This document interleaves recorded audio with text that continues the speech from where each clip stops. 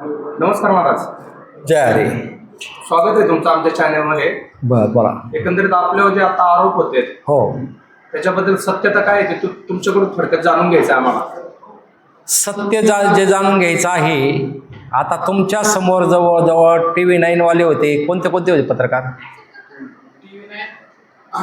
SL news SL news काहीतरी खोटी बातमी टाकली. खोटी बातमी टाकायला. बरं, तुमच्या समोर कमीत कमी 20 पत्रकार इथून पळून गेले. हे तुम्ही तुमच्या डोळ्यांनी बघितलेलं आहे का? आता त्यांनी तुम्हाला बाईट द्यायचं विचारलं होतं. हो बरोबर. हो. तुम्ही त्यांना काहीतरी म्हणले 10-15 मिनिटं थांबायचं. त्यांची अशी इच्छा होती की आम्ही बराच वेळ येऊन थांबलो, तुम्ही बाईट द्यावी लगेच.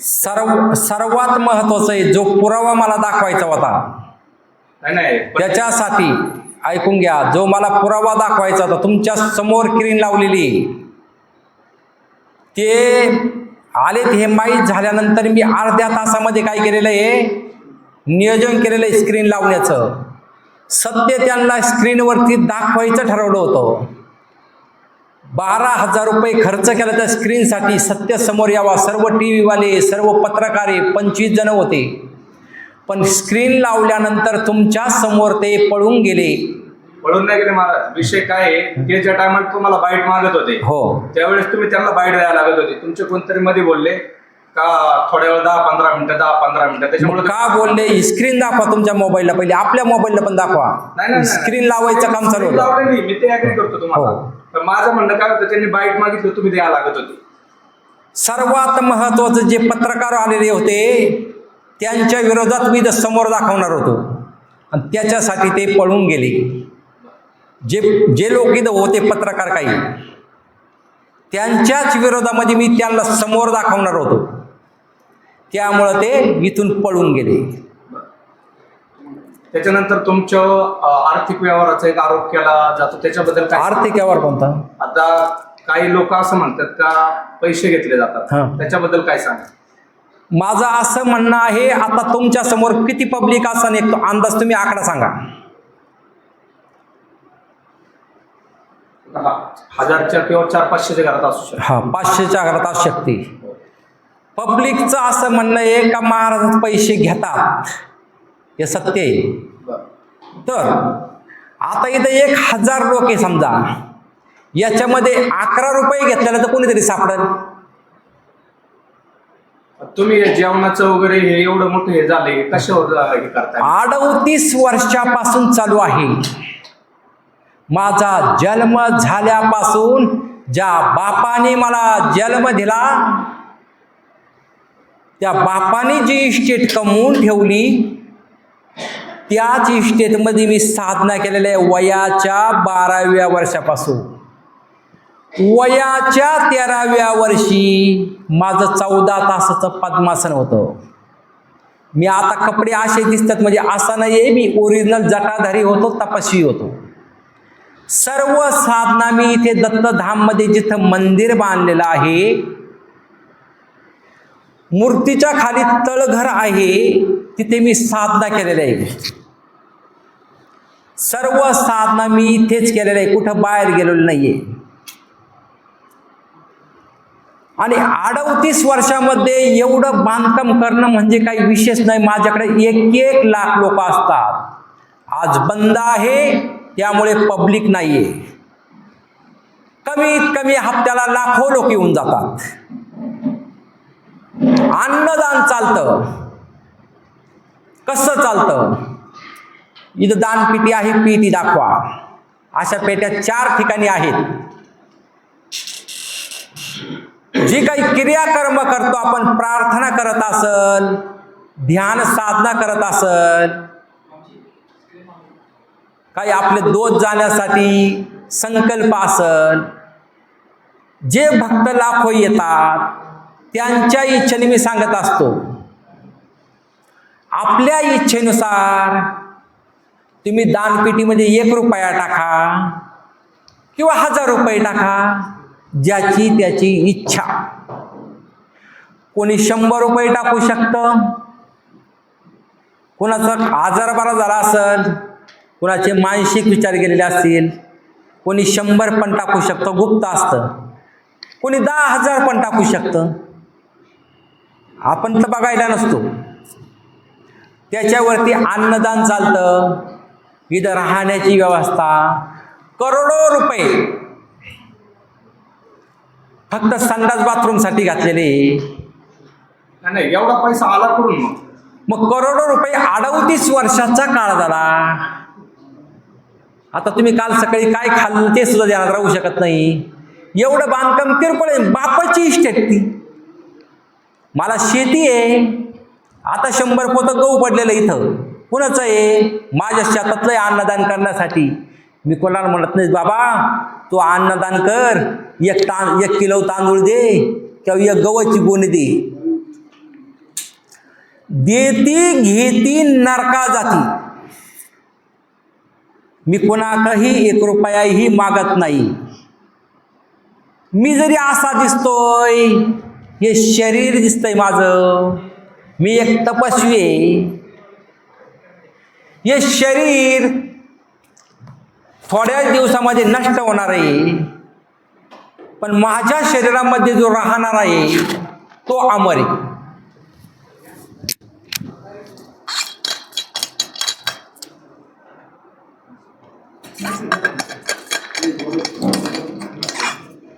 माझं शरीर जरी नष्ट होणार आहे, मी तपस्वी म्हणजे काय असतं?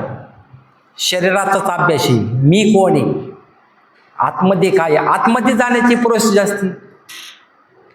शरीर जरी नष्ट होणार आहे, पण या शरीरामध्ये जो राहणारा आहे परमात्मा, परमात्मा कुठे आहे? आपल्या शरीरात.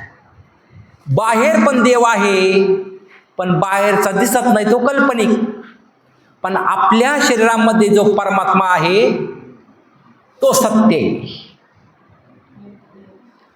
तो परमात्मा असा आहे, शरीर जरी नष्ट झालं तर आपल्या शरीरामध्ये जी आत्मरूपी चेतना आहे ती चेतना अशी आहे, शस्त्र तिला कापू शकत नाही, पाणी चेतनेला नष्ट करू शकत नाही, अग्नी तिला जाळू शकत नाही, हवा तिला उडवू शकत नाही. ती अजर अमर आहे आणि त्या चेतनेची माझी ओळख आहे.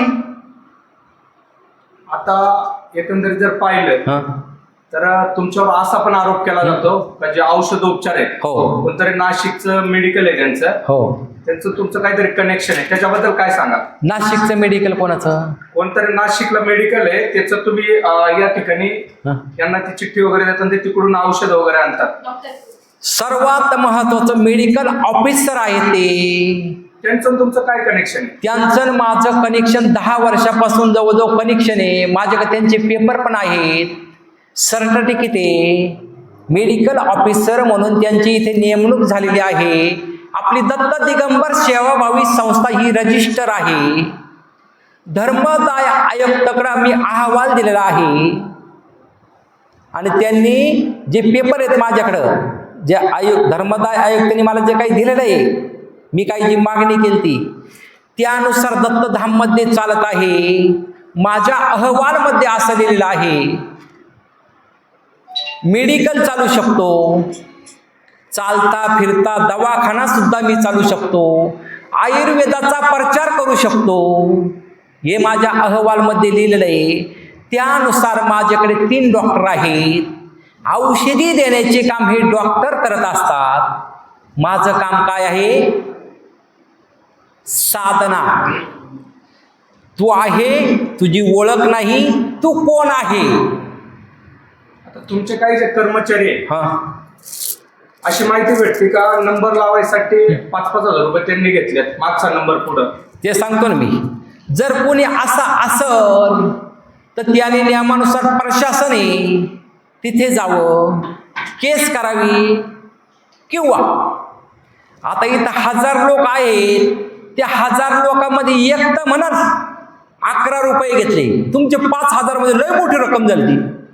एवढे जर पैसे मी घेतले, तुमचं जे वैयक्तिक काय जे असेल फी, नाही ऐका, मागचा जो नंबर आहे तो पुढे नंबर घेण्यासाठी 5000 रुपये घेऊन पुढे नंबर लावायसाठी घेतलेत असं मला हे म्हणायचं आहे. हे आरोप दलाली मागण्यासाठी आहेत. ही स्क्रीन त्याच्यासाठीच आहे. जे बोलतात ना ही स्क्रीन दाखवा तुमच्या मोबाईलवरती. दाखवतो मी शेवटला. मला दुसरं एक विचारायचं आहे तुम्हाला. नाही, याचा पॉईंट आहे का आता? हा. जे लोक म्हणतात महाराज नंबर लावायचे पुढे पैसे घेतात, आता या 1000 लोकांमध्ये एक जण दाखवून द्या 11 रुपये घेतलेला, किंवा असा एखादा दाखवून द्या का त्याचा नंबर स्पेशल घेतला मी. माझ्याकडे सर्व लोक सम आहेत. मी असं काही म्हणत नाही तुम्ही पत्रकार आहेत, किंवा एखादा मोठा साहेब आहे, धनिक आहे, किंवा एखादा रस्त्यावरला भिकारी आहे, सर्व मला समान आहे. मी जी काही साधना घेतो 6 तास, आता तुम्ही आता आले सकाळपासून चाली, ही आत्ता जी काही प्रोसेस घेतली याच्या अगोदर 6 तासाची साधना झाली. ही सर्व फ्री. मग पैशावाला जरी असल तर मी एका जणाला 6 तास देऊच शकत नाही. सत्य आहे का नाही? बरं, आता एक शेवटचा प्रश्न विचारतो तुम्हाला. हो. तुम्ही आता बोलले का पत्रकार पळून गेले, माझ्याकडे पुरावे आहेत. तुमच्याकडे काय पुरावे जरा दाखवता का? आता कॅमेरे आहे आपल्याकडं, कॅमेरे चालू आहे आपल्याकडं. नाही असू द्या ना, तुम्ही काहीतरी स्क्रीनवर दाखवणार होते, ते दाखवू शकता का आता तुम्ही? काहीतरी तुम्ही बोलले का पैसे वगैरे घेऊन माझ्यावर आरोप करते, काय तुमच्याकडे पुरावे दाखवू शकता का तुम्ही? दाखवू शकतो मी. ठीक आहे, मला दाखवा. ऐका, पब्लिकच्या समोर दाखवू शकता. आणि अजून एक पॉइंट घ्या, अजून मला बोलायचं आहे. आधी ओरिजिनल पैसे लोक देतात. तुम्ही मगाशी बोलले का नाही, पैसे कोणता देतात ते ऐका ना. हो. तुम्ही किराणा दुकानात गेले, 1 किलो शेंगदाणे घेतले, त्याला पैसे लागणारच. बरोबर. तसंच आपल्या दत्तधाममध्ये काय चालतं हे महत्वाचं. पुरातन काळामध्ये काही डॉक्टर नव्हते. पुरातन काळामध्ये आपले ऋषीमुनी वैदिक प्रक्रिया करायची, साधना. वैदिक प्रक्रिया म्हणजे काय आलं? प्रार्थना आली, शरीर शुद्धी आली 7 चक्रांची, ध्यान साधना आली, यज्ञ आले, हवन आले. त्या हवनमध्येही भरपूर काही प्रकार असतात. तर आपल्या इथं काही हवन चालत असतात. कोणते हवन? आरोग्य हवन, समस्या निवारण हवन, महामृत्युंजय हवन आणि पंचसुक्ताचा अभिषेक. 3 हवन आणि पंचसुक्ताचा अभिषेक 11,000 रुपयामध्ये आपल्याकडे होतोय. पण ते हवन करण्यासाठी मी त्यांना सांगत नाही. समजा तुम्ही आले, तुम्ही हवन करून गेले, त्याची ऊर्जा तुम्हाला भेटतेच. आपण कर्म केलं म्हणजे फळ भेटणार. तुम्ही हवन करून गेल्यानंतर, सेवा करून गेल्यानंतर तर त्याचा काहीतरी तुम्हाला फायदा होतो. मग तुम्ही तुमच्या मामाला किंवा बहिणीला किंवा कोणी असेल तुमचं जवळचं, भाऊ तू असं कर, तुला पीडा आहे, तुझं दुःख आहे, ते जाण्यासाठी मी गेलो तर मी असं केलं, मला असं झालं. मग तुमच्या सांगण्यावरून तो मनुष्य येतो आणि डायरेक्ट हवनसाठी बसतो. त्याच्यासाठी सांगितलं जात नाही. मी सांगत नाही हवन करण्यासाठी का बाबा तुला करावं लागल. वैदिक प्रक्रिया करण्यासाठी हवन गरजेचं आहे. आता हे हवन तर मी सांगत नाही 11,000चं. वैदिक प्रक्रिया तर सर्वांनाच करायची आहे. दुःख प्रत्येकाला आहे. दुःख जाण्यासाठी मला ऐका, ऐकून घ्या, पूर्ण पॉइंट आहे. आपलं दुःख जाण्यासाठी, समाधानी भेटण्यासाठी प्रत्येक अमावस्याला हवन ठेवलेलं आहे. आणि ते जे हवन आहे ते 550 रुपयाचं हवन ठेवलेलं आहे. आता ते 550 रुपयाचे जे हवन आहे, पितृदोष असेल, कालसर्पदोष असेल, त्याच्यामध्ये नष्ट होत असतो. आपल्या जुने काही विचार असतात निगेटिव्ह, ते पॉझिटिव्ह होतात. आता असा पण या ठिकाणी आरोप होतोय का ज्यावेळी तुम्ही जे कॅन्सरचं वगैरे बोलतात, 2 मिनिटात तुम्ही कॅन्सरची गाठ वगैरे विरघळतात, त्याच्याबद्दल काय सांगा? कॅन्सरच्या गाठीचं आता तुम्हाला डोळ्याने लाईव्ह दाखवलं, त्याच्यासाठी तुम्हाला थांबवलं होतं. आजार कसे बरे होतात तुमच्या समोर मी काय केलं? मी काही मंत्रतंत्र मारले? फक्त ओम शिव म्हणतो, मग शिवचं नाव मी घेतोय. पब्लिकला काय सांगितलं मी आता? तुम्ही रेकॉर्ड केलेलं आहे त्यात. तुम्हाला मन आहे, तुम्ही जरी देवाला मानत नसाल, तुम्हाला मन आहे तो ती तुम्हाला मान्य आहे का? तोंडाने बोला, तुम्ही घाबरू नका, तोंडाने बोला. घाबरत ना, कॅमेरा चालू आहे तुम्ही. नाही कॅमेरा असू द्या, हा तुमचं रेकॉर्ड चालू आहे, आमचं चालू आहे. बोला, मन आहे, बोला. तुमच्या शरीरामध्ये आत्मा आहे का? आहे. तुमच्या मनाने जर ठरवलं मला इथंच बसून राहायचं, तुम्ही इथं बसणार. तुमच्या मनाने जर एखादा संकल्प केला, नाही नाही आज मला इकडं जायचंय, तुम्ही जाता. एखाद्याच्या मनाने जर संकल्प केला, नाही आज मला दारूच प्यायची, मनात आल्यानंतर माणूस दारू पितो, सत्य आहे. तुम्ही तोंडाने बोला, बरं वाटतं बोलले. मला नाही हे सांगतो तुम्हाला, आजार कसे बरे होता, तुमचा म्हणे गोळा कसा गेला ते सांगू राहिले तुम्हाला. थोडक्यात सांगा काय आले. मोठं आहे.